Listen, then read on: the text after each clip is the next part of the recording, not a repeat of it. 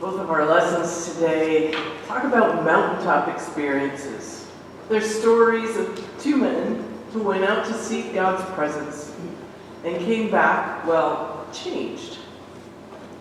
Let us think about Moses and Jesus as we enter this Lenten season, which is a time to renew our relationship with God and with one another. First, I want to look at Moses. He came down from the mountain with news for everyone, but he looked and seemed different. He was somehow glowing from within, which kind of made people a little nervous and fearful. They were suspicious, but Moses called a meeting, shared what Yahweh had done. Moses had always worked really hard to help his people understand God's intention for them, that they were chosen by God. Yes, that was one of the things. But they, in turn, should also seek to be closer to God, to be in relationship with God. So God, this time, God's intent was literally written down in stone. And that they should, and the commandments that God gave, that Moses shared with them, said that the intent was that the people should live fairly and justly with each other in the world. I think the most important lesson that may have come out of Moses' experience is that a relationship with Yahweh, with God, can change one's life. It certainly did for Moses. Now, the gospel lesson gives us a similar experience. It's good to read them side by side. We have the disciples out taking a hike up the mountain with Jesus. And there they too have a spiritual experience that's obviously still talked about today.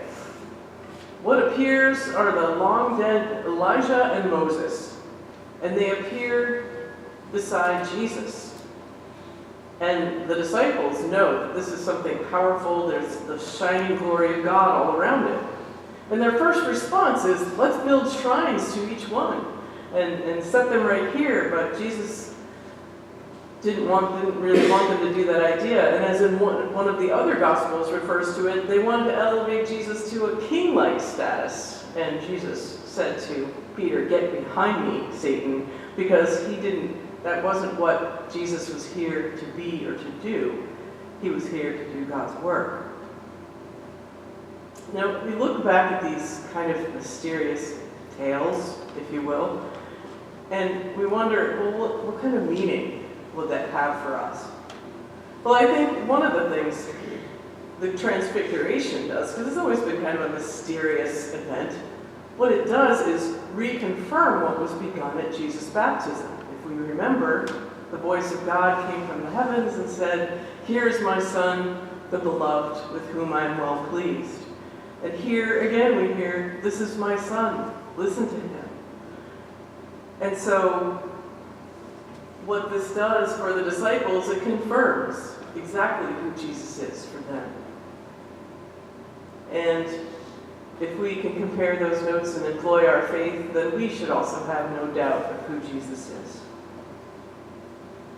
So it talks about Jesus, but these two passages also talk about the holiness of God and God's intention for goodness and justice for all people. Now, we're invited during this Lenten season to think about God's intention for us and for the world and how we live.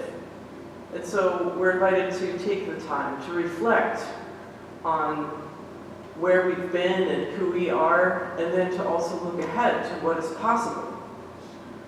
The challenge is it's hard for us to see the big picture.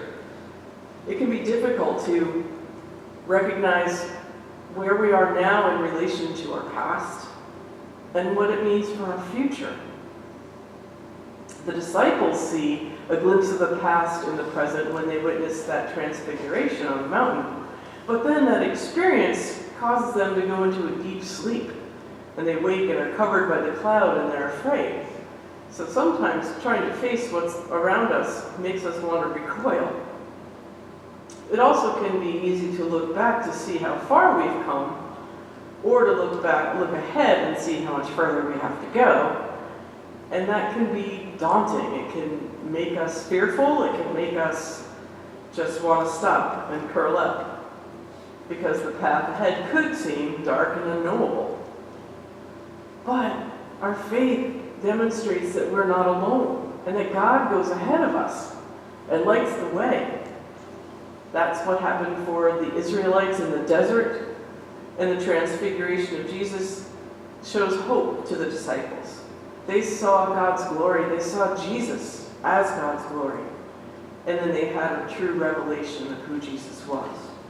So it confirmed their faith.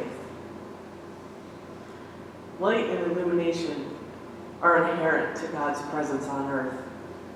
In the pillars of God, the pillars of fire that was God that led the Israelites in the wilderness, and then the star in the east that heralded the birth of Jesus.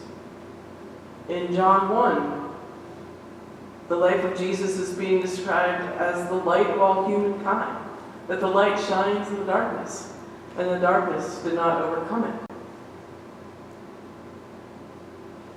In the transfiguration of Moses, there was light. His face shone. In the transfiguration of Jesus, his whole body shone, and it couldn't be contained. His whole body, his clothing become white and glistening. What that tells us is that God's light, God is transformative power, not just then, but now. So this Lenten season, we're invited to have our own experiences of God's transformative power. So what you may do over these 6 weeks, go up a mountain, go down to the sea, maybe find a quiet place in your house, or listen to something on your drive to work that helps you seek God's presence and light. Meditate on the way in which you may be changed, the way that you may be transformed by the light, and be able to bring that into the world.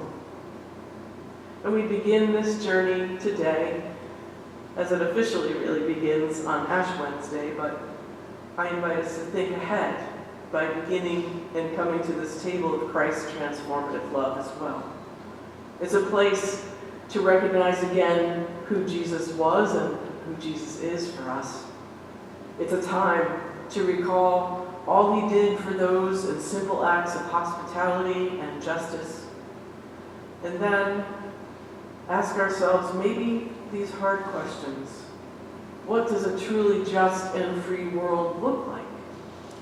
And how can our world be transformed to look like that? When we are transformed, when we are bearers of the light, we bring in this world.